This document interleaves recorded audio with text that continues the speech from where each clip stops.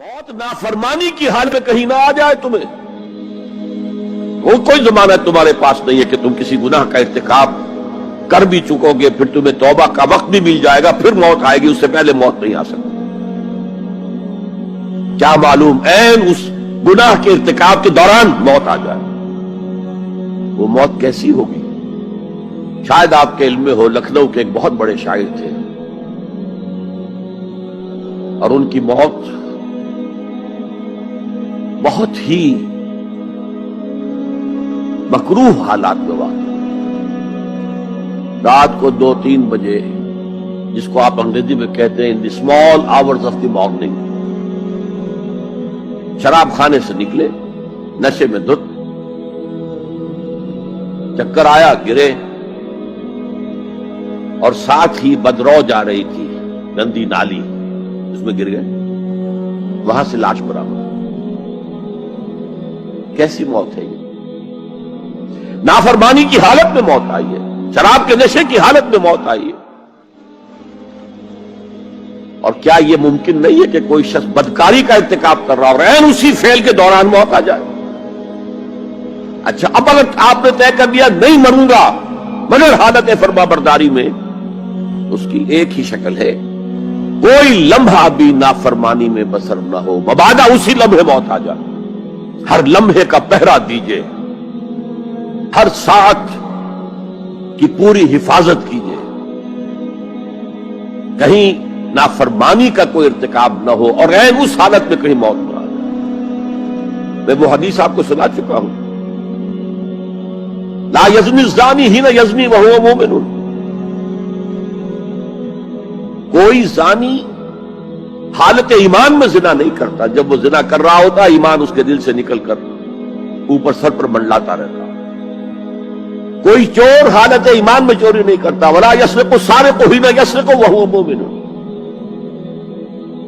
کوئی شرابی حالت ایمان میں شراب نہیں پی سکتا, ولا یشرب الخمر حین یشرب وہو مومن. اگر ایمان بھی ہو دل میں اور یہ حرکات بھی ہو رہی ہو تو وہ ایمان 2 پیسے کا نہیں, 2 ٹکے کا نہیں. کیا اس ایمان کی قیمت ہے؟ کیا قدر و قیمت ہے اس کی؟ اب اگر عین اسی حالت کے اندر موت آ گئی تو یہ تو خلوع ایمان ہے, ایمان کا خالی ہو جانا ہے. یہ ہے وہ بات جو کہی گئی. اب یہ اسلام اور تقوی, ان دونوں کو یہاں نوٹ کر لیجئے. یا ایھا الذین آمنوا اتقوا اللہ حق تقاتہ ولا تموتن الا وانتم مسلمون. اے ایمان کے دعوے دارو, اللہ کا تقوی اختیار کرو جتنا کہ اس کے تقوی کا حق ہے, اور دیکھنا موت نہ آنے پائے مگر فرما برداری کی حالت. اب یہ اینٹیں اگر پختہ ہو گئی ہیں, ہم نے جہاد کے مختلف مراحل ان پر غور کیا تھا. پہلا مرحلہ کیا تھا؟ نفس امارہ کے خلاف جہاد, شیطان اور اس کی ذریت سلبی و مانوی کے خلاف جہاد, بگڑے ہوئے معاشرے کے جو پریشرز ہیں ان کے خلاف جہاد.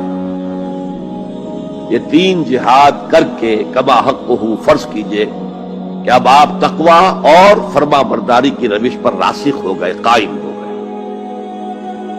اب اگلا قدم کیا ہے؟ اب ان اینٹوں سے فصیل بنانی ہے. اینٹیں تو مضبوط ہو گئی, پوری طرح پک گئی, پختہ ہو گئی. وہ جو اقبال کہتا ہے کہ خام ہے جب تک تو ہے مٹی کا ایک انبار تو, اور پختہ ہو جائے تو ہے شمشیر بے زنہار تو.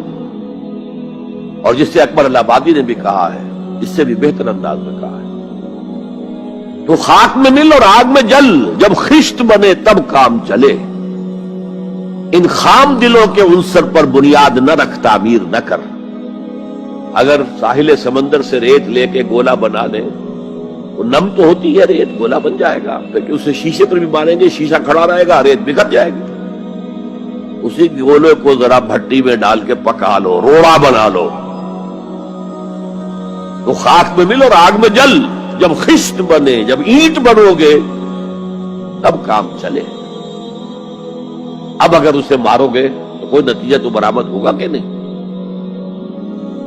تو یہ پختہ افراد کی شخصیت کو پختہ کرنا. جو حیات اجتماعی اس کو نظر انداز کرتی ہے، جیسا کہ میں نے عرض کیا تھا، پہلی منزل تعمیر نہیں کی، دوسری کے اوپر چڑھا ہو گئے، دوسری ہے نہیں، تیسری جو ہے وہ ہوا کے اندر اس کی تعمیر ہو رہی ہے۔ ہماری بہت سی ناکامیوں کا اصل سبب یہ ہے۔ حضور نے پہلے افراد کو تیار کیا ہے، افراد کے ہاتھوں میں ہے اقوام کی تقدیر، ہر فرد ہے ملت کے مقدر کا ستارہ، اور ہر حیات اجتماعی یا کوئی تنظیم ہو، کوئی جماعت ہو جو اسلام کی سربلندی کے لیے کام کرنا چاہیے، اسے سب سے پہلے پختہ کردار والے افراد تیار کرنے ہوں گے۔ یا ایھا الذین آمنوا اتقوا اللہ حق تقاتہ ولا تموتن الا وانتم مسلمون۔ اب دوسرا نقطہ کیا ہے؟ ان کو جوڑنا ہے، اب اینٹوں کو جوڑنا ہے۔ And for that you need a cement substance۔ پچھلے زمانے میں چونا وغیرہ ہوتا تھا، چونے سے جوڑا جاتا تھا، آج کل سیمنٹ ہے۔ اگر یہ سیمنٹ سبسٹنس مضبوط ہے تو یہ فصیل اور دیوار مضبوط ہے، اگر یہ نہیں ہے تو چاہے اینٹیں پختہ ہو تب بھی سیلاب کا ریلا آئے گا، بہا کے لے جائے گا۔ اینٹوں کی پختگی کے ساتھ ساتھ ان کو جوڑنے والا مورٹر جو ہے اس کو بھی مضبوط ہونا چاہیے۔ اس لیے دوسرا نقطہ، یہ سہ نکاتی لائحہ عمل، 3 نکاتی لائحہ عمل۔ پہلا تقوی اختیار کرو اور اللہ تعالیٰ کی پوری فرما برداری اختیار کرو، کوئی لمحہ تمہارا نافرمانی میں نہ گزرے۔ اب واعتصموا بحبل اللہ جمیعا ولا تفرقوا، چمٹ جاؤ اللہ کی رسی کے ساتھ مل جل کر اور تفرقے میں نہ پڑو۔ اعتصام عصمت سے بنا، عصمت حفاظت کو کہتے ہیں۔ اعتصام حفاظت حاصل کرنا۔ جیسے آپ دیکھتے ہیں کہ کسی بچے کو اگر کوئی خوف لاحق ہو جائے، کوئی ڈرائے، وہ آئے گا، دوڑے گا ماں کی گود میں آ کر ماں سے چمٹ جائے گا۔ وہ یہ سمجھتا ہے اپنے چھوٹے سے ذہن کے مطابق میں قلعے میں آ گیا ہوں۔ یہ دوسری بات ہے کہ کوئی شفاق انسان، جیسے فسادات ہوتے ہیں یا جیسا کچھ سن 47 میں ہوا تھا، کوئی شفاق بھیڑیا صفت انسان آئے، بچے کو کھینچے ماں کی گود سے، اچھالے اور کسی نیزے میں پرو لے۔ لیکن بچہ یہ سمجھتا ہے کہ میں آ گیا ہوں، پناہ میں آ گیا ہوں، قلعے میں آ گیا ہوں۔ تو یہ ہے اعتصام۔ اور عجیب بات یہ ہے کہ جو اس سورہ مبارکہ کی جو ہم نے شروع کی ہے آیات، وہاں سے ایک آیت پہلے جو ہے 10ویں رکوع کی آخری آیت، وَمَن يَعْتَصِم بِاللَّهِ فَقَدْ هُدِيَ إِلَىٰ صِرَاطٍ مُسْتَقِيمٍ۔ یہاں حبل اللہ نہیں ہے، جو اللہ کے ساتھ چمٹ جائے تو اس کی ہدایت تو ہو گئی صراط مستقیم کی طرف۔ اللہ سے جڑ جاؤ۔ سورہ حج کی آخری آیت کے بھی آخری الفاظ یہی ہیں، وَاعْتَصِمُوا بِاللَّهِ فَأَقِیمُوا الصَّلَاةَ وَآتُوا الزَّکَاةَ وَاعْتَصِمُوا بِاللَّهِ۔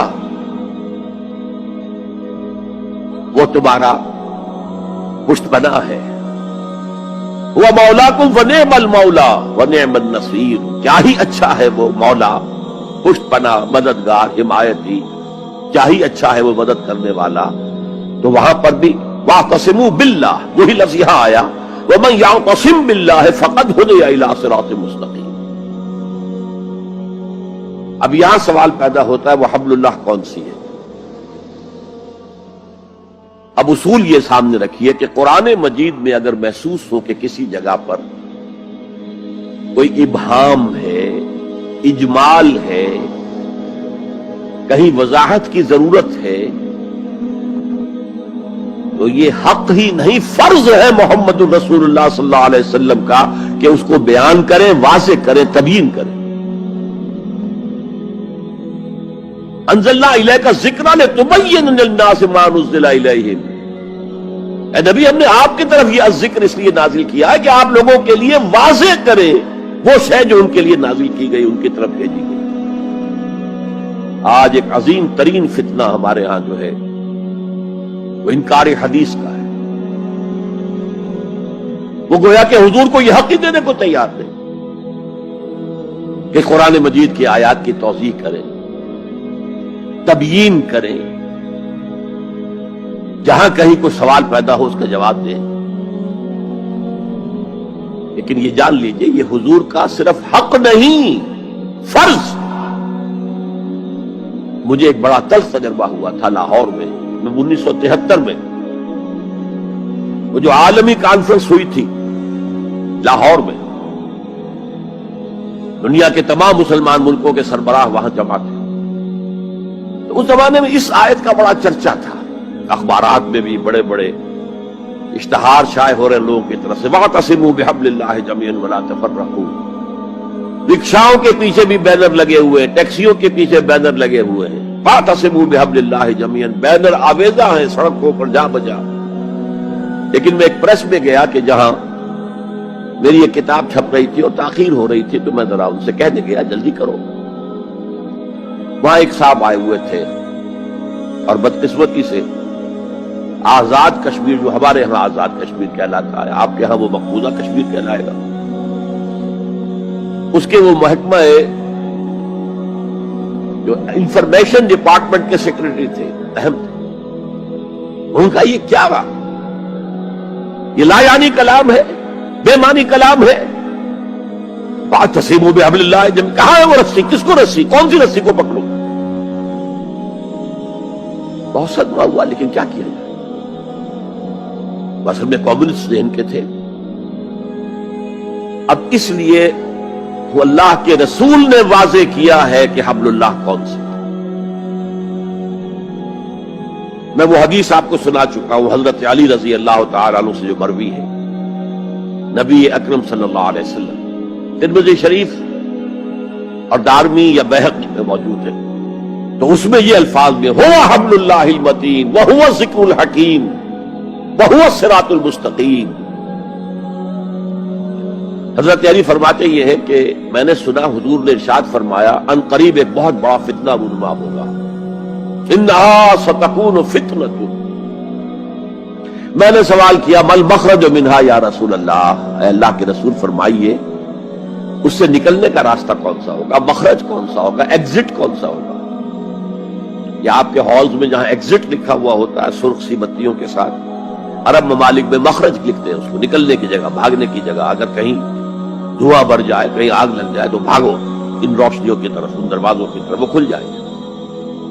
تو جب حضور نے فرمایا کہ انہا ستکون فتنۃ، تو حضرت علی کہتے میں نے پوچھا بل مخرج منہا یا رسول اللہ، فرمایا کتاب اللہ، فتنوں سے بچانے والی اور فتنوں سے نکالنے والی شے صرف کتاب اللہ. فیہ خبر ما قبلکم ونبأ ما بعدکم وحکم ما بینکم، اس میں تم سے پہلے جو اقوام تھی ان کی خبریں موجود ہیں، تمہارے بعد آنے والی جو چیزیں ہیں ان واقعات کا تذکرہ موجود ہے، اور تمہارے درمیان جو اختلافات بھی رونما ہو سکتے